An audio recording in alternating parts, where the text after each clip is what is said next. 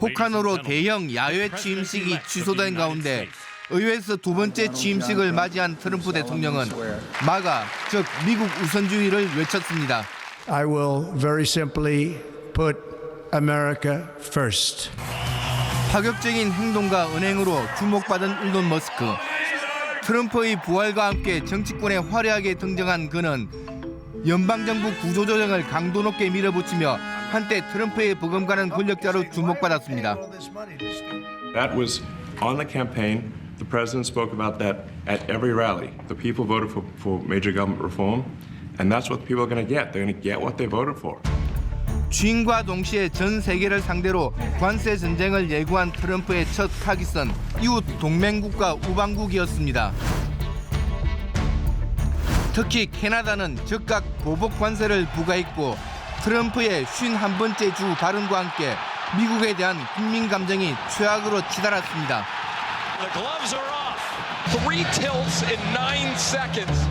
하지만 전체 수출의 80% 이상을 미국에 의존하는 멕시코는 트럼프의 요구를 들어주며 달래기 전략을 펼쳤습니다. That was just an opening salvo. 4월이 되자 미국은 드디어 전 세계를 상대로 관세 전쟁을 선포했습니다. 무역을 하는 거의 모든 나라가 대상이었고 때로는 친구가 원수보다 더 나쁘다며 한국을 비롯한 아시아의 동맹국들도 포함시켰습니다. My fellow Americans, this is Liberation Day and the day that we began to make America wealthy again. 그러나 관세 전쟁의 주된 대상은 중국이었습니다. 다른 나라에게 주었던 90일 유예 기간을 중국은 받지 못했습니다.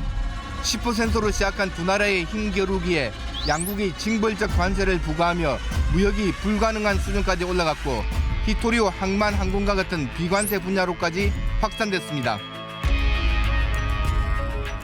The ball is in China's court. China needs to make a deal with us. 유예 기간이 끝나고 미국은 주요 교역국에 서신 형식으로 관세율을 통보했습니다. 그동안 각국이 관세율 인하를 위해 총력을 기울였지만 일부 국가는 오히려 관세율이 더 올라갔습니다. 특히 브라질은 정치적 요인까지 더해져 5배가 됐습니다. Mas se não tiver negociação, a lei da reciprocidade será colocada em prática. 대두 수확 처리되면서 곡식 장독 붕괴 사고가 이어졌습니다.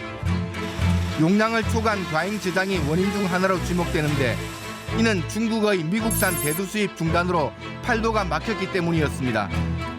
트럼프는 중국을 탓했고 중국은 새로운 히토리오 통제 카드를 내밀었습니다. It was shocking. That was out of the blue, right? Out of the blue. 결국 양국은 3번의 협상을 거치며 휴전을 하였습니다. 일단 고율 관세는 철회하고 히토리와 농산물에 대한 통제도 1년 유예하는 정도로 봉합했습니다. 복지예산 축소, 규제 완화 등 트럼프의 핵심 정책과 개인소득세와 법인세 인하를 담은 법안이 의회를 통과했습니다. 다른 나라에서 거둔 관세는 감세로 인한 재원 부족을 채워주는 수단이 될 것입니다. The one big, beautiful bill, our country is going to be stronger, bigger, better than ever before. 취임과 동시에 전국적으로 무차별 실시된 불법 이민자 단속. 체포된 이민자들은 본국이나 제3국으로 보내집니다. 베네수엘라 출신들은 대규모로 제3국으로 추방됐는데 여기에 소요되는 막대한 비용도 관세 수입에서 충당될 수 있습니다. People that have been as bad as you get, as bad as anybody you've seen, we're taking them out first. 이민자 단속의 타깃에 한국 투자기업이 있었습니다. 헬기까지 동원해 공장을 급습, 수백 명을 체포했는데 그중 한국인이 대다수였습니다. Train Americans, stop bringing in people to take our jobs. That's the policy here. $100,000 a year for H-1B visas. 무차별적인 단속에 저항하는 LA의 시위대를 진압하기 위해 트럼프는 결국 주 방위군과 해병대까지 동원했습니다. 주로 민주당 강세 지역을 대상으로 트럼프는 군대를 동원해 반대 시위를 진압하려고 합니다. 시카고가 바로 다음 타깃이었습니다. Mind up on Chicago though? Well, we're going in. I didn't say when. We're going in. 연방 대법원은 시카고 군대 투입에 제동을 걸었습니다. 트럼프의 우호적이었던 대법원의 결정이 정책 변화를 가져올지 관심이 모아지고 있습니다. 네, 정말 많은 일들이 있었습니다. 그리고 올해 정말 모든 이슈의 중심에 트럼프 대통령이 있었던 것 같네요. 박현도 교수님은 어떤 게 가장 인상적이셨나요? 아무래도 트럼프 대통령이 취임하면 바로 두 개의 전쟁을 끝내겠다고 호언장담했잖아요. 맞아요. 그게 가장 궁금했습니다. 네. 뭐 일단 어떻게든 가자 전쟁은 휴전으로 이끌었기 때문에 긍정적으로 평가를 하는데요. 네. 반면 전쟁 피해 당사국인 우크라이나와 정상회담에서는 고성과 설전이 오갔어요. 그러면서 젤렌스키 대통령이 백악관에서 거의 쫓겨나다시피 했거든요. 대단히 충격적이었고요. 맞습니다. 그래서 이 국제사회가 이제 각자 도생, 약육 강식 이런 기조가 더 강해지겠구나라는 생각에 씁쓸했습니다. 네, 정말 우리가 그간 알아오는 뭐 기조대 질서라든지 정책 등이 완전히 뒤집혔던 올 한 해였던 것 같습니다. 금철영 기자님께서는 트럼프 일기 때 워싱턴에서 근무하셨잖아요. 그때랑 지금이랑 비교하면 어떤가요? 네, 제가 워싱턴에 있었을 때가 트럼프 일기 3, 4년 차였는데요. 네. 당시 일기가 미국 우선주의라면 지금 이기는 미국 이기주의자라는 평가가 나올 정도로 네. 아메리칸 퍼스트 기조가 매우 강해졌다 이렇게 볼 수 있을 것 같습니다. 그렇군요. 얼마 전 트럼프 행정부의 국가안보전략 NSS가 발표가 됐죠. 네. 읽어보면 핵심은 두 가지 정도로 요약이 될 것 같습니다. 뭔가요? 서반구, 즉 북미와 남미 대륙을 중시하는 신멀로주의에 기반해서 다른 지역 동맹국들에겐 부담을 공유하거나 전가하고 중국 같은 경쟁국을 막겠다는 전략으로 읽힙니다. 네. 또 다른 하나는 경제가 곧 안보다, 즉 미국이 경제와 기술에서 압도적 우위를 점해야 안보가 보장된다는 건데 네. 이 안에선 이데올로기나 가치 이런 게 소용이 없고 기존의 동맹이나 적과 같은 개념도 거의 의미가 없어지는 그런 틀이라고 볼 수 있겠습니다. 그렇죠. 방금 동맹국의 부담을 공유한다라고 얘기해 주셨는데 오건영 팀장님 사실 그게 가장 먼저 실체화된 것이 바로 관세 아니었습니까? 네, 그렇습니다. 아까 이제 영상에도 잠시 보셨을 텐데요. 아마 기억하실 겁니다. 4월 2일 날이었죠. 백악관 로즈가든에서요. 네. 트럼프 대통령이 해방의 날을 선언했었죠. 맞아요. 네, 이때 전 세계 185개국의 상호 관세 폭탄을 던진 거거든요. 네. 이 캄보디아 등 동남아 국가들한테 기본적으로 고율 관세를 많이 이제 부과를 했었고요. 한국 같은 경우도 25%로 미국하고 FTA를 맺은 나라 중에서는 가장 높은 관세가 네. 적용이 됐었습니다. 맞습니다. 생생히 기억하고 있고요. 심지어 사람들은 살지 않고 펭귄들만 사는 섬에 관세가 부과됐었습니다.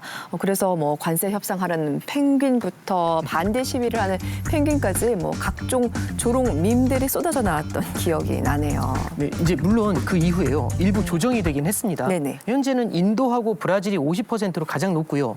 협상을 이제 적극적으로 했었던 한국이나 일본, 유럽연합은 현재 15%로 관세가 낮아졌고요. 네. 아까 말씀드렸던 캄보디아 같은 경우도 19%로 관세율이 낮아졌습니다. 그러네요. 그렇지만 우리만 해도요. FTA로 거의 무관세에 가까웠던 게 지금 15%로 추가가 된 거지 않습니까? 네. 과거 대비 평균 관세율이 높아진 만큼 부담이 커진 겁니다. 그렇죠. 큰 영향을 받게 됐죠. 네. 무엇보다 트럼프발 무역전쟁의 문제는 기준이 명확하지도 않고 산출 계산식도 주먹 구구식이라는 데 네. 있는 것 같습니다. 네. 특히 동맹에겐 더 가혹한 것 아니냐 하는 평가 나오고 있는데요.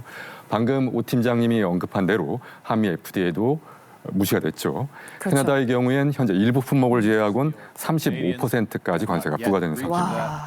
그런데 정작 중국과는 현재 관세 유예 조치로서 네. 서로를 크게 자극하지 않는 그런 상태다라고 하겠습니다. 그러니까 동맹국을 자극하면서까지 이 모든 것이 결국은 미국 경제를 살리겠다라는 취지 아래 이루어진 거잖아요. 실제로 효과는 어떻습니까? 일단 올해 3분기 경제 성장률이요. 연율로 4.3% 잘 나왔습니다.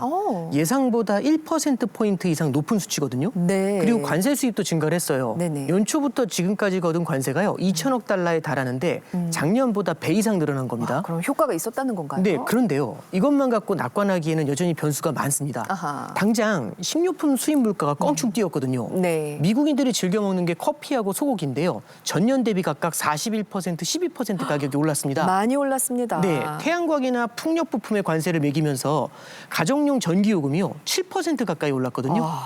이런 관세발 물가 상승으로 가구당 네. 실질 소득에 연평균으로 $1,800 정도 손실이 날 것이다. 이렇게 추정이 됩니다. 네. 그리고 또 하나 기억해야 될 게 연방대법원의 관세 소송이 남아 있죠. 지금 소송 중이잖아요. 네, 그렇습니다. 지금 이제 정부 상대로 관세 환급 소송에 지금 코스트코 같은 대기업까지 합류를 했다고 해요. 네. 이게 정부 패소에 베팅하고 있다는 의미가 되는 거고요. 아하. 만약 현실화된다면 이 경제적 파장이 클 것으로 예상이 됩니다. 그렇겠네요. 변수가 아직 많이 있습니다.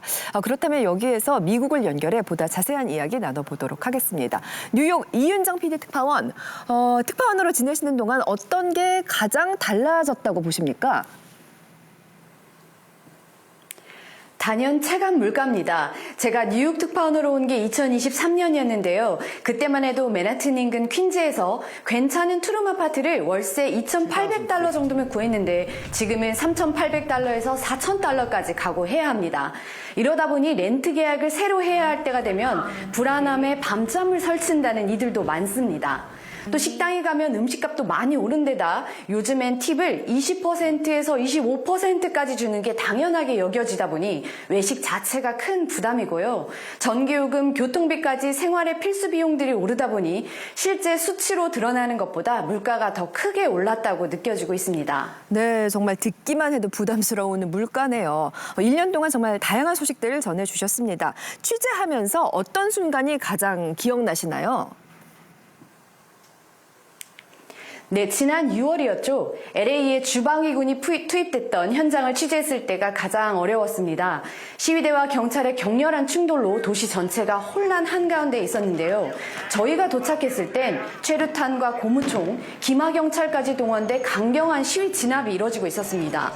이민자 구금시설 앞에선 시위대는 물론 현지 언론인들까지 다치거나 경찰에 연행되는 일도 벌어졌는데요. 저희 제작진도 신분증을 제시한 뒤에야 현장을 벗어날 수가 있었습니다. 전국적으로 이민 단속이 더욱 강화되고 있는 만큼 LA뿐 아니라 미국 사회 곳곳에서 이런 격렬한 갈등이 다시 분출할 수 있겠다는 위기감을 현장에서 느꼈습니다. 네, 그렇군요. 내년에는 분위기가 좀 나아질까요? 내년 미국은 어떤 이슈에 주목해야 할까요? 내년 중간선거를 앞두고 유권자들의 관심은 다시 물가와 체감 경기로 빠르게 이동하고 있습니다. 임기 말 물가에 발목 잡혔던 바이든의 악몽이 재현될까 트럼프 행정부도 민생 문제를 고심하는 모습입니다. 사실 2025년 미국은 불법 이민자 문제부터 대학가의 문화 전쟁 그리고 생활에 직결된 경제 문제까지 다양한 전선들이 드러난 해였는데요. 모두 다른 이슈처럼 보이지만 현장에서 만난 사람들의 이야기를 들어보면 그 뿌리엔 미래에 대한 불확실성과 불안이 공통적으로 느껴졌습니다.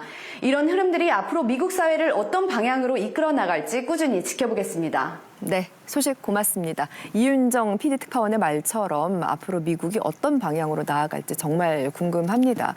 무엇보다도 내년 중간선거가 트럼프 2기의 첫 민심 심판대가 되지 않을까 싶거든요. 네, 미국에서 중간선거는 지금 있는 현직 대통령이 얼마나 잘하고 있느냐를 평가하는 선거라고 할 수 있는데요. 예. 연방하원 전원 그리고 상원의 3분의 1 의석을 다시 뽑게 됩니다. 네. 현재 공화당이 하원 다수당을 뺏길 가능성이 커 보입니다. 그렇군요. 국정 전반에 대한 지지율이 12월 초엔 41%였는데 최근 39%까지 떨어졌습니다. 네. 심지어 강성 지지층인 마가 진영에서도 분열이 심화되고 있다 이렇게 말씀드릴 수 있겠습니다. 마가 진영의 백인 저소득층이 많은데 이게 나쁜 경기와 뭐 영향이 있는 걸까요? 네, 미국에는요 선구매 후지출이라는 서비스가 있습니다. 그러니까 물건은 먼저 사드리고 돈은 나중에 내는 일종의 단기 할부 결제 이제 이런 서비스라고 보시면 됩니다. 네네. 보통 가전제품이라든지 명품처럼 고가의 물건을 살 때 이런 이제 그 서비스가 쓰이는 건데 목돈을 써야 네, 할 그렇습니다. 때. 요즘은요 마트에서 달걀이나 우유를 살 돈이 없어서 네. 이 단기 할부 서비스를 이용한다는 겁니다. 식료품을 할부로 산다고요? 네, 그렇습니다. 실제로 이 식료품 구입에 할부를 이용하는 비율이 전년 대비 11%포인트나 뛰어오른 25%에 달한다고 하죠. 걱정스러운데요. 네, 근데 참 아이러니한 건 네. 어떤 항공사에서는요 비즈니스석하고 1등석 티켓을 사는 프리미엄 고객층의 성장이 굉장히 가파르다고 하죠. 그 고객층 많다. 그들은 네, 많다. 그렇습니다. 저소득층은 식료품을 살 돈이 없는데 비싼 항공기 좌석은 불티나게 팔리는 겁니다. 이게 바로 알파벳으로 K조, 네. K자형 경제 현상이라고 해요. 네. 네네. K자의 상단인 부유층은 부동산 같은 실물 자산 가격이 올라서 가만히 있어도 부가 늘어나지만 네네. K자의 하단인 저소득층은 먹고 살기가 더 힘든 상황이 된다. 이렇게 볼 수가 있겠죠. 그야말로 극과 극 양극화이고 너무나 씁쓸한 이야기입니다. 그런가 하면 저희도 당시에 다뤘습니다마는 워싱턴 DC 총격 테러 사건 이후에 이민자에 대한 정책도 더 강경해지는 것 같거든요. 네, 그렇죠. 당시 주방위군 한 명이 사망하고 한 명이 중태에 빠졌는데요. 아프가니스탄 출신 이민자가 범인이었습니다. 네. 이 사건 이후로 트럼프 대통령의 반이민 정책이 더 강경해지고 있는데요. 지난 16일에는 원래 19개국이었거든요. 입국 금지 국가가 네. 39개국으로 늘어났습니다. 그리고 여기에다가 팔레스타인 자치정부까지 포함했어요. 네. 그리고 기존 입국 금지 국가들은 아예 이민 심사를 중단했습니다. 아예 안 받겠다. 아예 안 받겠다. 그래서 네. 국가 안보를 명분으로 해서 특정 지역 출신을 악마화하려는 차별 조치가 아니냐라는 그런 비판이 나오고 있습니다. 네, 염려되는 대목입니다.